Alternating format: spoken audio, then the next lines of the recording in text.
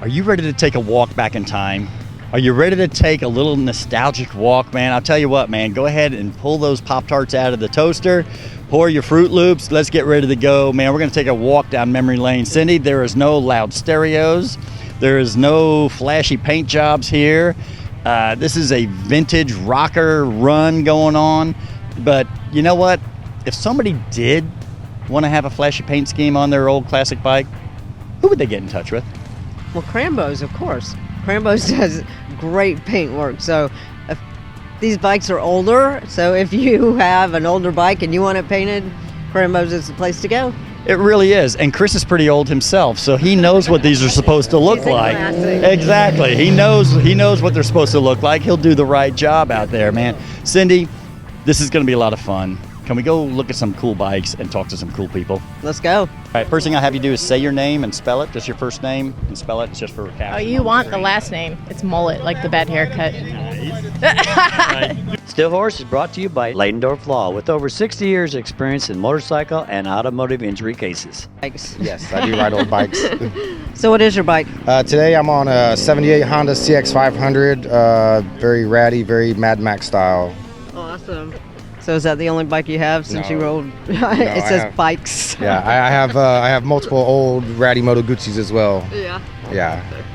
So how'd you find out about this rider? Do you do it every year? This is probably my fourth or fifth time on the Rockers run. There've been many versions, like the Rolling Bones run and stuff like that. So I try to make it every year. It's one of the better rides of the year. Well, there's a lot of bikes out here, and I know it says that you guys are going like 125 miles, right? Yeah. Pretty good route down through southern Indiana. Some nice twisty roads. So how fast do you guys go when you ride on these rides? My speedometer doesn't work, so I'm not the one to answer that question. I think you guys are going to go pretty fast, though, right? Yeah, right, old hopefully- bikes fast. Hopefully we'll get some good runs in. Yeah. Well, you know, it's amazing because you guys are riding old bikes, but you're going a long way away. So you guys are pushing these bikes, right? You kind of have to get out of the city, you know, to get out of the ant farm, you know, get out on some nice open roads. All right, man. I know this is the Rocker Run. This is super cool to me because I love seeing the vintage motorcycles. Now, I noticed there's a few newer bikes here too, but tell me a little bit about what you guys are doing here today. Well, so we're part of TONUP International. TONUP kind of tries to follow the tradition from England, from the cafe racers. So our bikes are typically cafe racer inspired or so, and we have several chapters in the U.S., Canada, Mexico, and in Europe, and we're trying to keep a little bit the vintage community alive.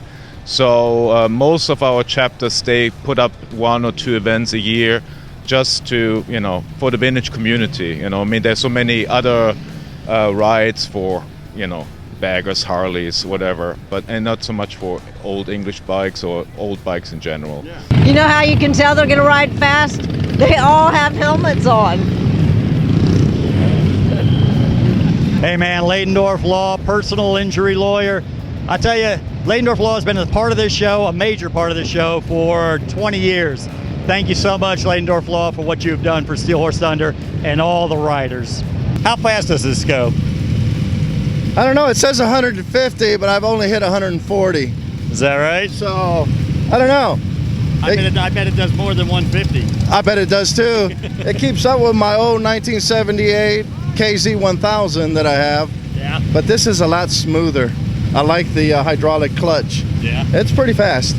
It looks good. Hey, thank you. But the most important thing is, do I look good? Oh, dude, are you kidding me? you are the spokesperson for Kawasaki right here. Right? Now, I think it's pretty cool. Now, do you bring your own mechanic everywhere you go? Well, if he's doing a Triumph front, he's actually the mechanic at Triumph store, Rob. Oh. Yeah, and we've just gotten to know each other because he really likes the style of my bike, and you don't find too many female riders and stuff. And this is not a paid commercial announcement or anything. No, this not is at this all. is this is I had no idea. Yeah. So no, we used to feature women riders all the time on this show because it's kind of cool. You know what I mean? Cindy, our co-host, she rides her own bike, has been doing that for 20 years now. Yeah. And so You ride your own bike. What made you pick Triumph? Well, funny story. I started riding because my husband is in a band, and he had a bike when I met him, which was one of my bucket list checkoffs for marrying. You got to have a motorcycle. And then he got into a band, and he was playing every weekend, and he was too tired and stuff to go. So I was like, I scheduled myself to go get a riding lesson in 2020, and I just took off and did it. And when I came home, he was like, well, I guess we got to get you a motorcycle. And that was 2020. 2021, we took a dive in March. Both of us went down, and our bikes were going to be out of commission for months because of the whole shutdown and stuff. So I told him, I said, I need another bike because I got to keep on riding and keep my momentum going. So I was looking around, and I wanted an Enfield, but I saw this. I'm like, yeah, go look at it. I wasn't really interested in a Triumph, but I was like, whatever. And then he pulled the cover off of that thing, and I was like, my jaw dropped.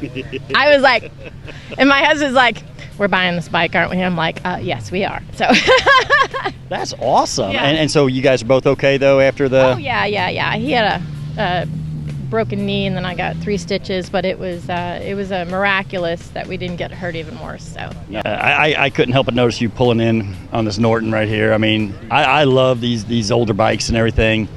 What's it like riding this thing down these roads? Very visceral and analog, I'd say. You really got to pay attention what you're doing. The British bikes, a lot of them shift on the other side, so it's a right side shift, 4-speed, 1 up, 3 down, and I mean, it screams. It feels like it's a lot faster than it is, just because it's loud and everything vibrates. So Now, did you ride over? I see Illinois plates. no, I trailered it to here, and then I've been riding it around a little bit, but we're gonna do 120 miles today. It'll do it. Yeah. It's tuned up pretty good. Now, I know you had somebody else, you were over here talking about the petcocks and stuff. What was going on there? Well, originally when I got the bike in 2003, a lot of the original parts I started swapping out as I went, just because they were worn out and they leaked. So the petcocks leaked gas. I put on some new brass ones that are racing, and they don't leak. So I was telling them to shut off the gas, because there's several steps you got to go through when turning this bike off or turning it on, and if you don't, you'll be sorry. Right? Yeah.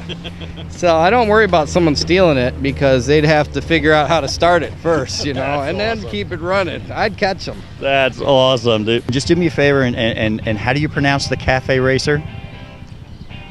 What do you mean with cafe racer? Cafe. If you're wondering how you pronounce it, all you people saying the Cafe Racer, you're saying it wrong. Cafe, all right? Get it right next time. Pronounce it. That's the official enunciation. We're open to all bikes, we're not excluding anybody. You see there's some Harleys pulling in. We have some modern bikes here, like really recent. And we have like bikes that are like from the 50s, 60s.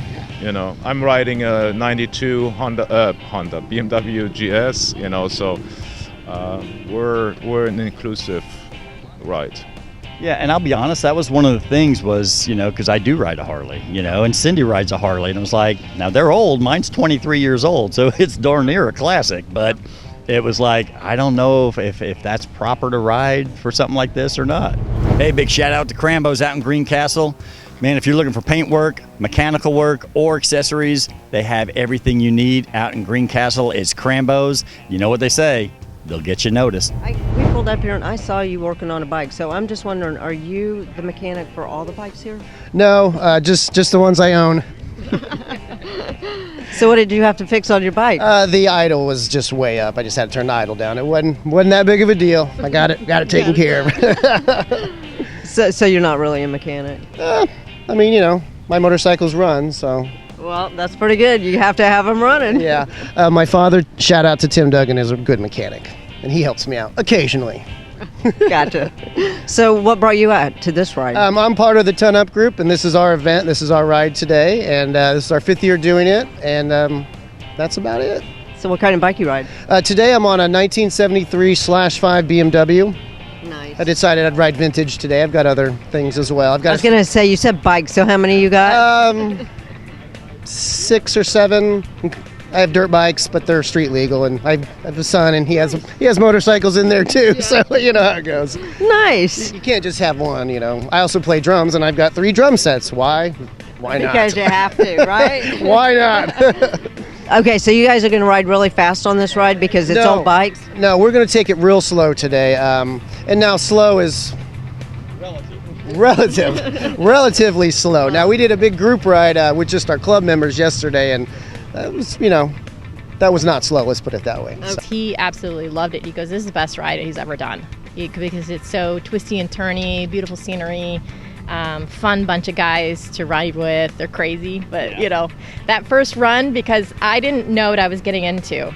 I was used to riding cruisers, on a Harley, and then I'm jumping on this Cafe Racer, and you see all the little races around, and Udo, man, he's just a madman.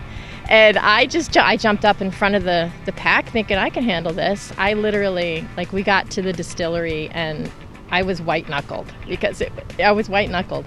I got off the bike, and my brother he was like, how you doing? I'm like, I'm not good. But apparently I did okay because the guys were going, no, you did great for how long you were riding. So. And you came back and did it again. So last year I wasn't white-knuckled. I did it flawlessly, but it pushed me over the edge and above my level of riding really fast, and I loved it. They're lining up, they're getting ready to take off, man. Keep in mind, these are vintage motorcycles, 40, 50, 60, 70 years old, and they're getting ready to do a 125 mile an hour or 125 mile ride. I think he was right. Yeah. 125 miles an hour. From what I've heard, I think the mileage and the speed is about the same. It could be. I think I heard somebody say they kind of break it up, but yeah. They abide by the law. So now they're getting ready to take off.